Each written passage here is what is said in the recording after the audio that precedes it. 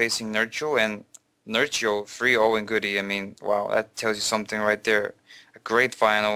Finally, Acer Nurture, after winning so many online tournaments, goes up onto a stage in front of a live audience and manages to win a big tournament for himself. And first place, I see here that Nurture wins himself $5,000. Second place gets 1,750. So congratulations to Nurture. He deserves that win. He's a great Zerg player. And you know, I was reading up on Team Liquid about how the event went, and there were some good things, some bad things. Of course, there was only an audience for 250 visitors, but it got sold out, and 550 people turned up on site, and they actually managed to find seats for everyone. So that's pretty amazing. I remember, I think it was the first MLG where there wasn't any good seatings for players, but this Battle of Berlin event turned out good for the crowd, and I'm glad it went that way. And let's move on to the next topic, shall we? My next topic of discussion will be, of course, MLG, a much bigger topic compared to the Battle of Berlin, and that's because we talked about Battle of Berlin last week. So this week we'll be moving on to MLG. And MLG is definitely something that we should be all looking forward to as a StarCraft community this weekend. It's going to be big, it's going to be major, and it should be quite thrilling for everyone out there, for the fans, for the community, for the players as well, of course, and for all of the teams out there. And let's begin the discussion. My first order of business is the prize pool. It's been significantly increased. The total prize pool for MLG Providence is $120,000, which is of course split up into depending on what rank you take into the tournament. And this is a really major change to MLG. I mean, if you've watched Tiba TV before, when we talk about MLG, before it actually happens, we talk about the prize pool, and I think I've mentioned plenty of times myself that I've been quite unhappy with the way the prize pool was. It used to be $5,000 for first place, and for such a big event, it should really be more money, and now it's finally changed. And in the previous MLGs, 5,000 was for first place. Now in this MLG that will be happening this weekend, first place gets $50,000, second place 25,000, third place 15,000, and down to eighth place. Eighth place gets 3,000 and 300. No, 3,000. And that's definitely a major change, and I think that changing the price pool itself will make the battles much more heated. I mean, it should be quite an interesting MLG. I've seen so many good players enter it already, and we'll be talking about that as well. The competition is going to be extraordinary, and let's see how it's going to go. The one thing I really love about MLG is you can enter the tournament from the open bracket as a player that hasn't been invited there, and all you have to do is pay $70 and you're into the open bracket. And if you think you're good enough, you can try to compete. But there's so many pro level, super skilled players out there that are entering. And let's move on to the next order of business, which is not such a good topic of discussion as the prize pool was. And that's the casters, and one of the biggest casters out there, probably the biggest one, won't be attending. That's Day9. He will not attend this MLG. I don't know why that is, but it has been confirmed on Wikipedia that he's not going to be there, and that's a major blow for the casting crew. But I'll tell you who is going to be there. We have people like Artos and Tasteless, your favorite ComTV couple, will be there. Of course, Tastosis. We have Husky is going to be there. I think, yeah, Mr. Bitter is going to be there as well. And of course, DJ Wheat will be there again. And that concludes the casting crew. And, without Day9, it will be a bit different. But I think with all the other casters out there, it should still be quite entertaining. They know how to bring entertainment to all the fans and to the community. Now, we move on to the players. And we start off with the players that are seeded into the group stages. There are 4 Protosses, 7 Terrans, and 5 Zerg players. Let's start off with Protoss. We have Huck, Naniwa, Kiwikaki, and MC. Now, MC and Huck, the finalists from last MLG, will they make it again? Extremely hard, but it's not impossible, of course. And let's see how they will all go. I mean, judging by the Codes performances, Huck has done pretty well for himself. He has been performing outstandingly. So has MC.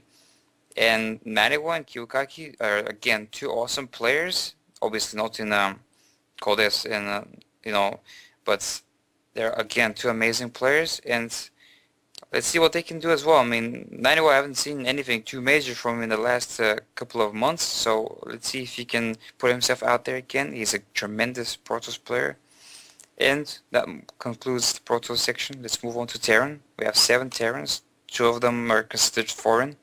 And this is all of the Terran players. We got Slayers, MMA, we have Boxers, and Boxers? Boxer. Slayers Boxer. The Emperor himself.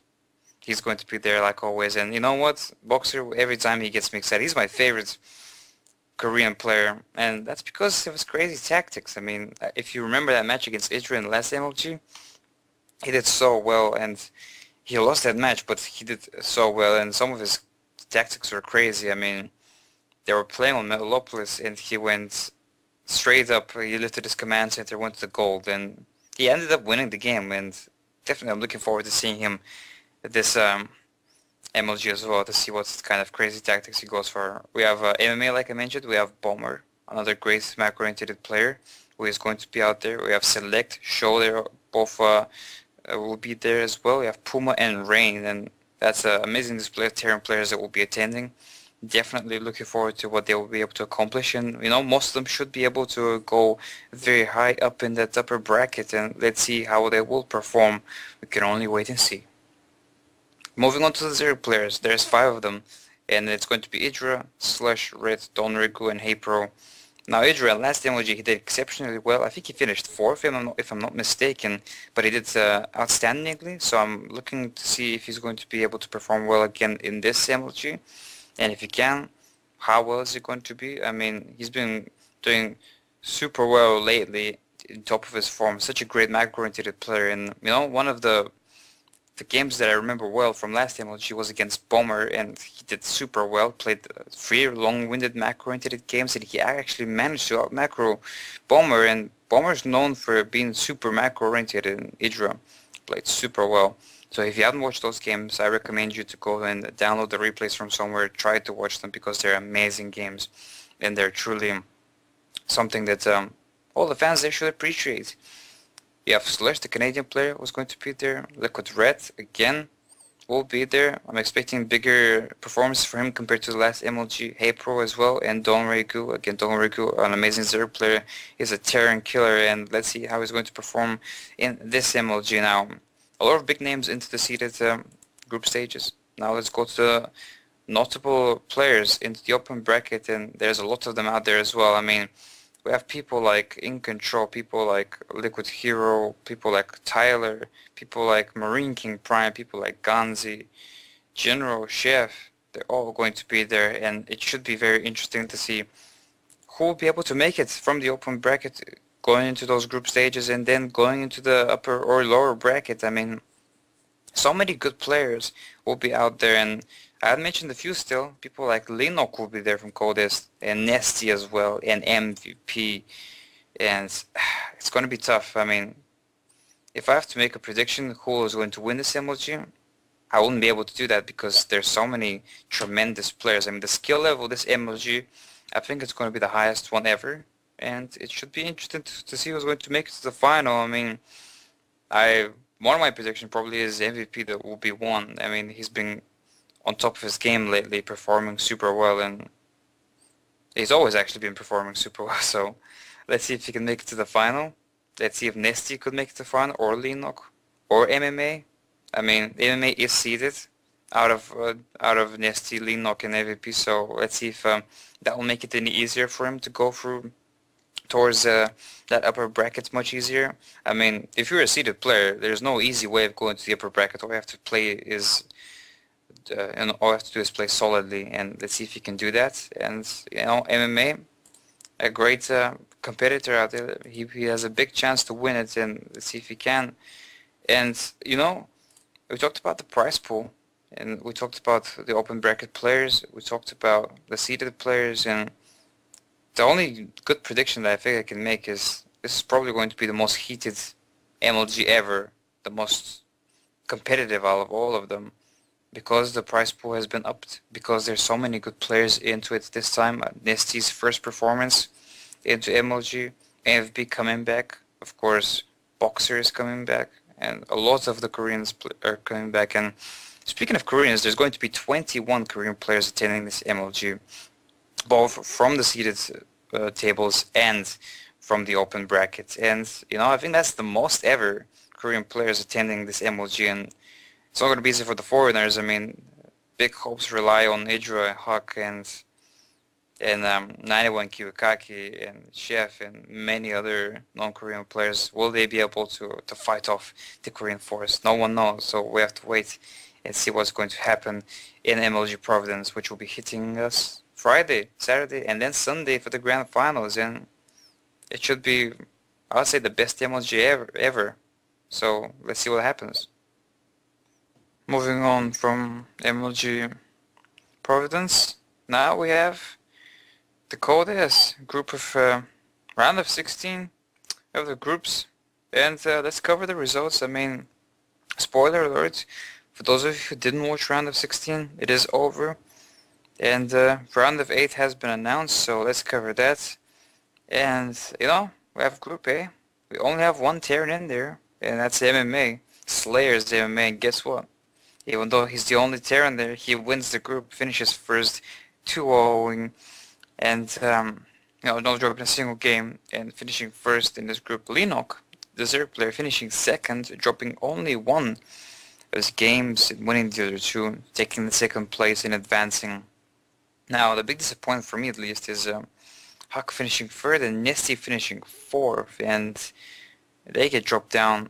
And problem is, Huck, the only non-Korean that is in Code S, now he's gone, and that's a disappointment for me at least, and hopefully he'll perform better next time. But he was such a tough group, I think. I mean, against Nesty, Linok, and MMA, a very, very tough opposition.